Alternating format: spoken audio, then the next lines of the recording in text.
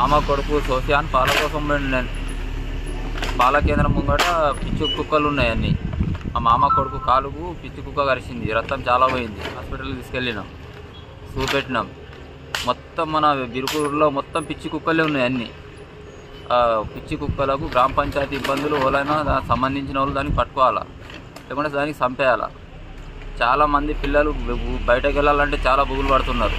మన బిరుకూరులో చాలా పిచ్చి కుక్కలు గుంపులుగా తిరుగుతున్నాయి. ఎక్కడ వెళ్ళినా 10-20 కుక్కలు ఉంటున్నాయి. చిన్నపిల్లలు వెళ్ళాలంటే చాలా బుగులు పడుతున్నారు, కూడా భయం అవుతున్నది.